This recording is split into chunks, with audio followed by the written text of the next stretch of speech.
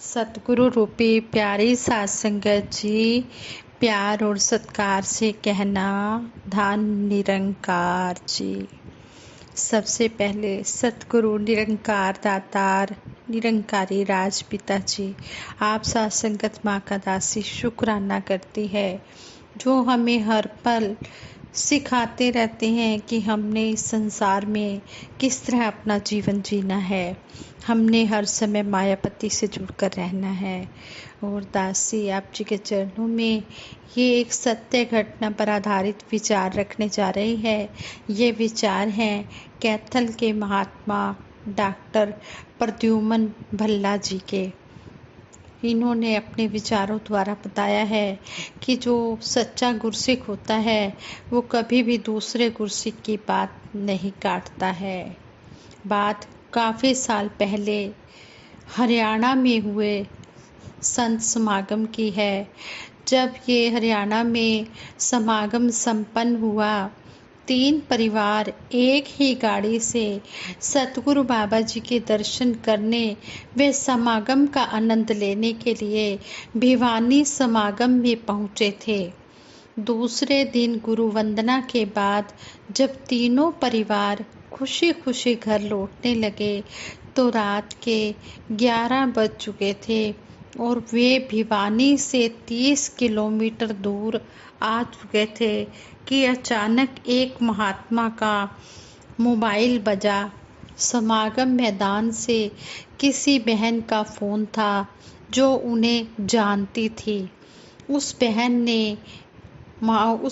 ने महात्मा जी से विनती की कि उनका एक रिश्तेदार ब्रह्मलीन हो गया है और उनका वहाँ पहुँचना बहुत ज़रूरी है।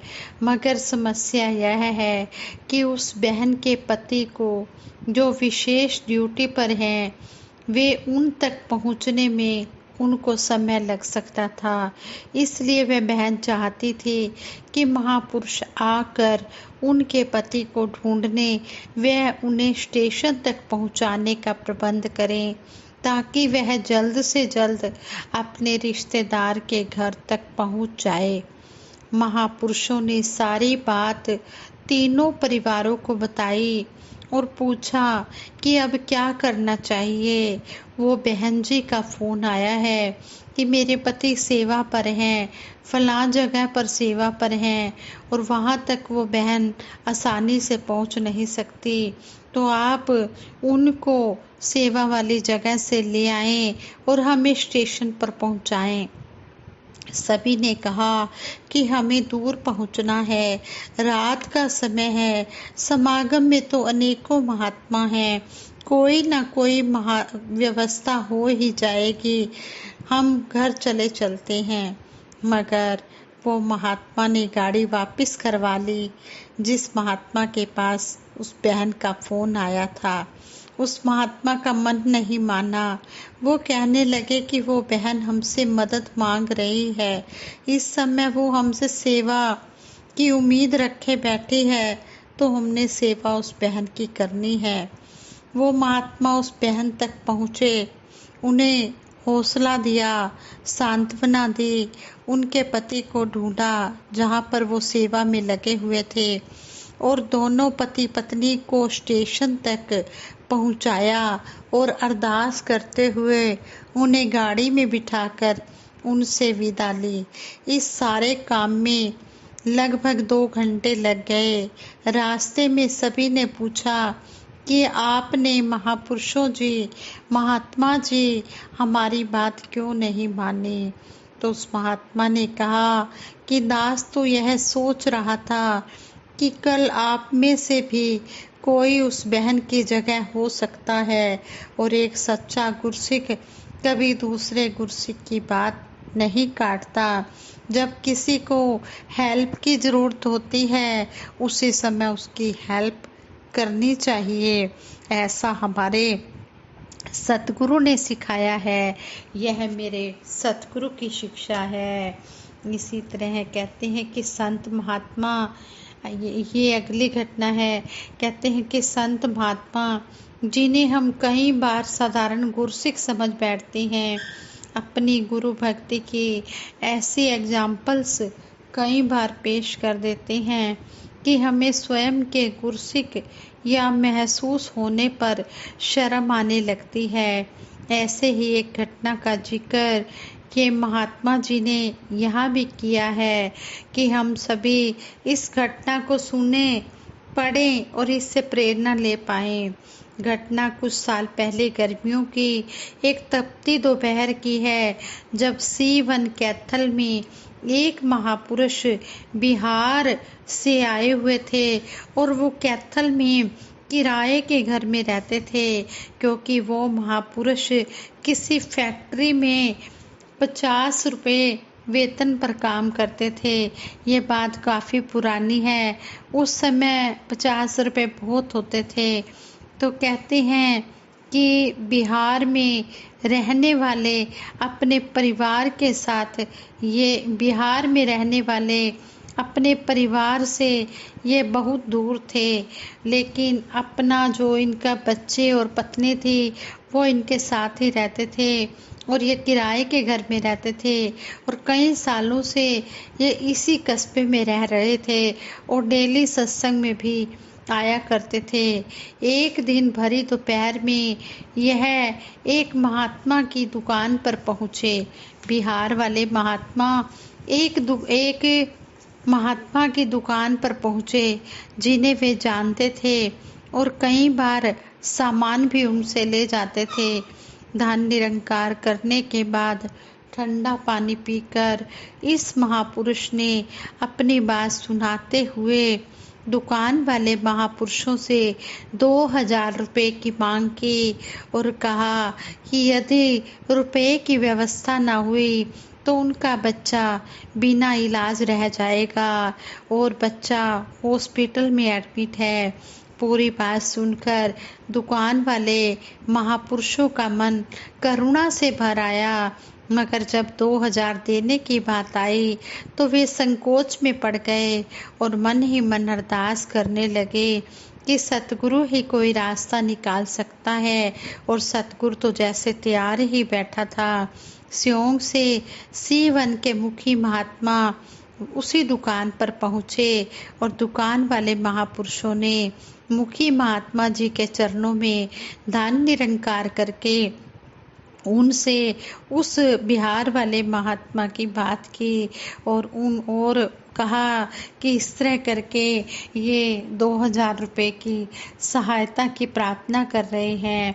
मुखी महात्मा जी ने उन्हें आशीर्वाद दिया कि आप जाओ, आपका काम शाम से पहले ही हो जाएगा। यह बात सुनकर बिहार वाले महात्मा उठकर खुशी खुशी चले गए। इस दुकान से फैक्ट्री तक का रास्ता 2 किलोमीटर का था और वे पैदल ही अरदास करते हुए जा रहे थे। गर्मी ज़्यादा होने के कारण सड़क सुनसान थी। लगभग 1 किलोमीटर पहुंचने पर उन्हें सड़क के बीचों बीच लाल रंग का एक बैग दिखाई दिया। उन्होंने उसे उठाया और आसपास दूर दूर तक नज़र दौड़ाई, मगर वहाँ कोई दिखाई नहीं दिया। कुछ देर इंतज़ार करने के बाद उन्होंने बैग खोला तो उसमें 2 लाख रुपए देखे। महापुरुष को इतना रुपया देखकर कंपी छूट गई और उन्होंने मन ही मन इस निरंकार से अरदास की कि हे प्रभु, हे सच्चे पातशाह, हे निरंकार, यह रुपया किसी का गिर गया है और वह अवश्य ही इस कारण परेशान हो रहा होगा, इसलिए कृपा करो कि यह रुपया उन तक पहुंच जाए। वे वहीं बैठ गए। 2-3 घंटे बीतने के बाद उन्हें एक मोटरसाइकिल पर 2 सिख सज्जन आते दिखाई दिए, जो इधर उधर बड़े ध्यान से देख रहे थे। जब वे इन महापुरुषों के पास से गुजरे तो वे रुक गए और बोले कि क्या तुमने कोई लाल रंग का बैग देखा है? बिहार वाले महात्मा बोले कि ये बताओ उसमें क्या था। वे बोले उसमें 2 लाख रुपए 100-100 रुपए की घड़ियों के रूप में थे, क्योंकि महापुरुषों ने पहले कुछ ना कुछ पहचान तो पूछनी ही थी कि क्या पहचान थी उसमें। कई बार ऐसा होता है कि कोई किसी की बात सुन लेता है कि उसका ये नुकसान हो गया है और वो फ़ायदा उठाकर चला जाता है, लेकिन जिसका माल होता है उसे मिल नहीं पाता। सही मालिक की पहचान करने के लिए उन्होंने पूछा कि बताओ उस बैग में क्या था। जब महापुरुषों ने देखा कि ये तो सही सही बता रहे हैं, महापुरुष ने उन्हें झाड़ियों के पीछे छिपाया बैग दिखाया और पूछा कि क्या यही वो बैग था। बैग देखकर वे सज्जन बहुत ही खुश हुए और उन्होंने नोट गिने रुपए पूरे थे। बैग देने वाले की हालत और ईमानदारी देखकर वे इतने इम्प्रेस हुए कि उन्होंने 20,000 रुपये उन्हें देने के लिए बहुत बार आग्रह किया, मगर महापुरुषों ने उनकी नहीं मानी।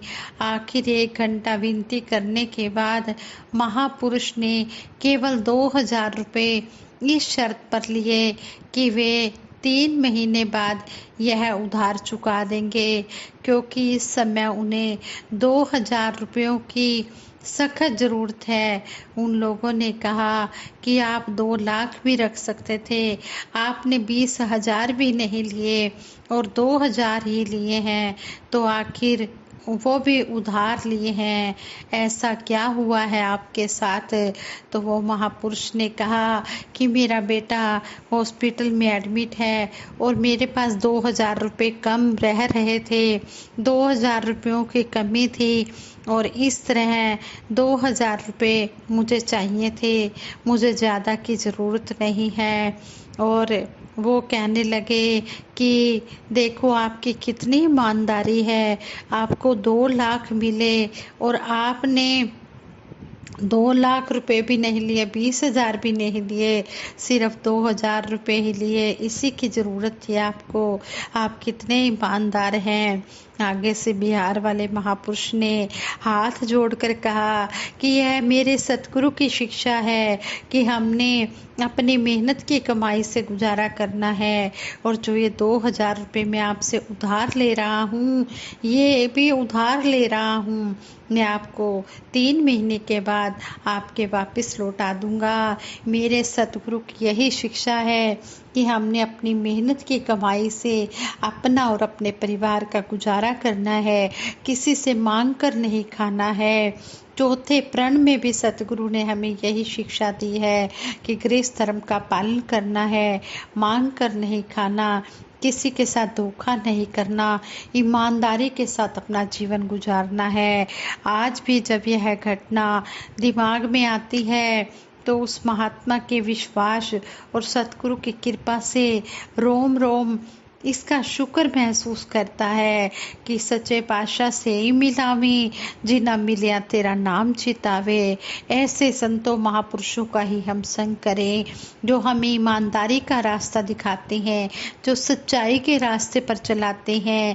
कहते हैं सत्य ही धर्म है, सबसे बड़ा धर्म है कि सच बोलना है, किसी का हक नहीं दबाना, किसी का हक नहीं लूटना, कभी चोरी नहीं करनी, हमेशा मेहनत की कमाई से अपना और अपने परिवार का गुजारा करना है।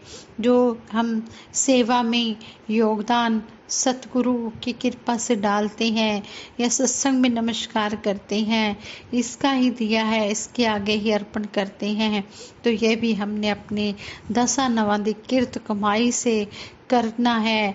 हमने ऐसे किसी का हक मार कर नहीं नमस्कार करनी और ना ही सेवा में योगदान देना है।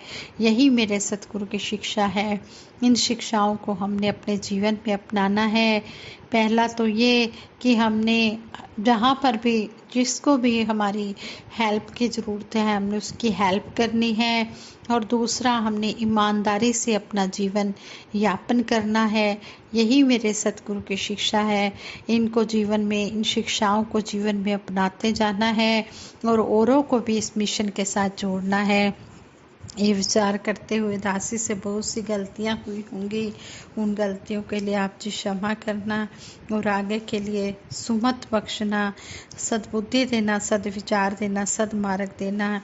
और आप सभी के लिए भी सतगुरु माता जी के चरणों में यही दासी अरदास करती है। सच्चे पातशाह सभी को तन मन धन के सुख देते हुए सेवा सिमरन सत्संग के साथ जोड़ के रखना, सबके भंडारे भरपूर करना, किसी को भी किसी तरह की कोई कमी ना देना, खुशियाँ इतनी देना कि कोई कमी ना देना, और सभी इसी तरह आनंद में अपना जीवन गुजारते चले जाएं। आज संगत जी प्यार से कहना, धन निरंकार।